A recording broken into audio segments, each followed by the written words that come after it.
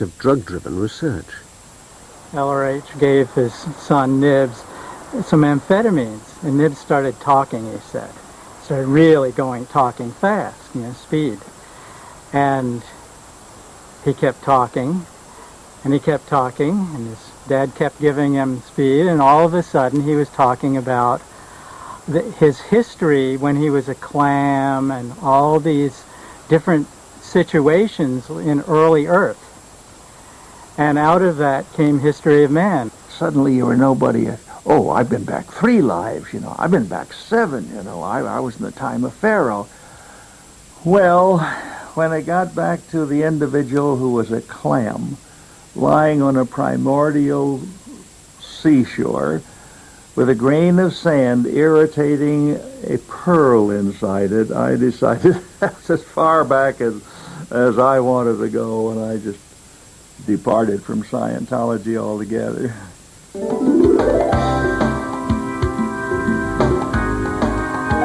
In late 1952, Hubbard came to London.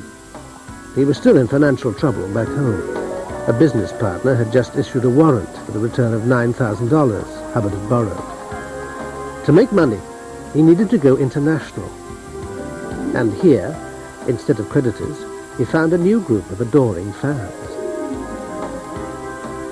He was really flamboyant. I mean, he was full of life. I mean, he rode about on his Harley motorcycle, and we threw parties, and he would play his guitar and, just sing and put on his cowboy hat. And, I mean, he was just lots and lots of fun. We'd all get together, and then we would do various exercises, and we'd go out and see if just with thoughts we could knock off policemen's hats, or what kind of power did we have in terms of thinking and thought and energy and that sort of thing. I mean, it was great fun.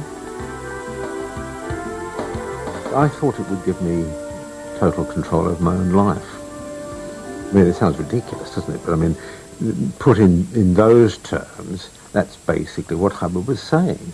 He was saying that you and everyone else, with the use of Scientology or Dianetics at that time, could become a god. And we were all, if you like, fallen gods. The next step was to create a church for his new gods. A writer friend called Lloyd Eschbach later recalled how, after a dinner in the late 1940s, Hubbard had said, "I'd like to start a religion. That's where the money is." Now, a few years later, the Church of Scientology was born.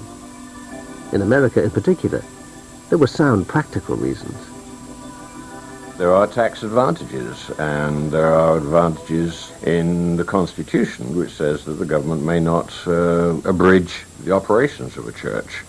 And I think that more than anything else made him agree to using that vehicle, because it is and has indeed proved to be very difficult for any government to abridge the activities of a church. Hubbard found the perfect cathedral for his church, St. Hill Manor, in East Grinstead in Sussex.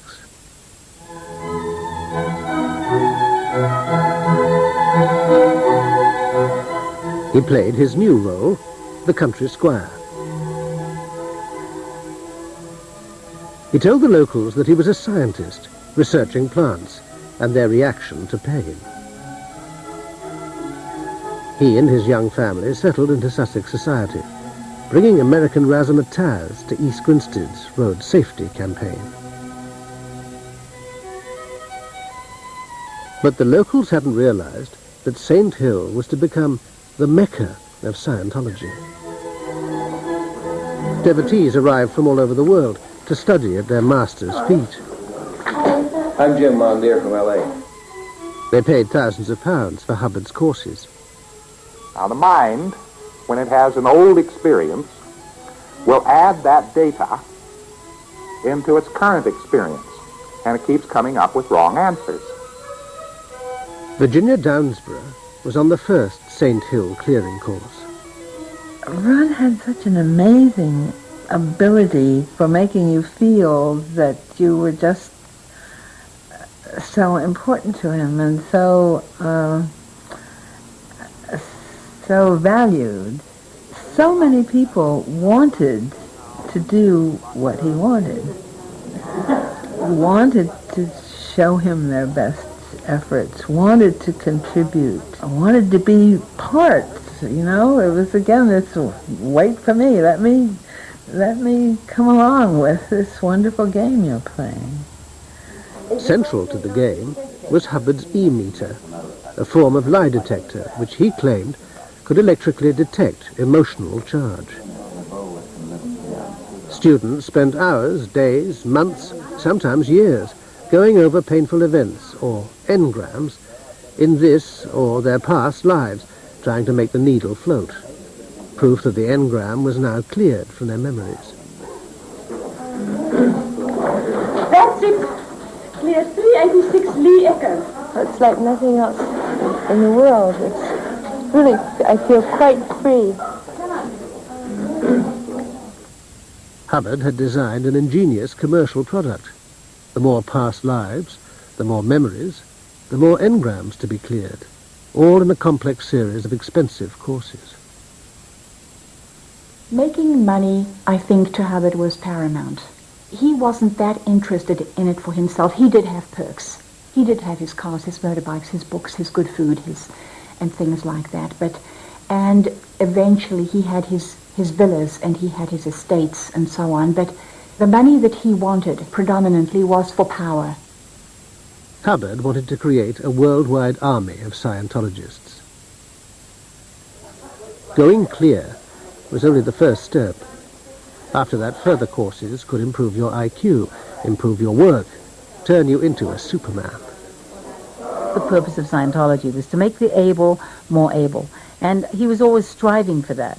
And in everything he did, I think he was looking at that.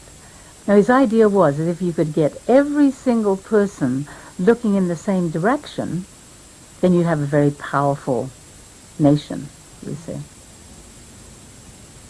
This photograph, composed by Ron Hubbard himself, betrays an extraordinary ambition he held for Scientology. The entire objective was to find a place that Hubbard could eventually turn into his own kingdom, with his own government, his own passports, his own monetary system. In other words, his own principality, that he would be the benign dictator of. That was the objective. He had been having some auditing and doing some investigative auditing and looking at past lives and past experiences. And he ran into what he thought might be the past life of Cecil Rhodes. So he went to Rhodesia to check out what he had discovered in his auditing. He was there to attempt to create a Scientology community in the country and eventually turn the country over into a Scientology country. He was looking for a home base for Scientology. Hubbard's vision of becoming a latter-day Rhodes failed. The Rhodesian government became suspicious of him, and his visa was not renewed. Back in England, Hubbard was also under attack.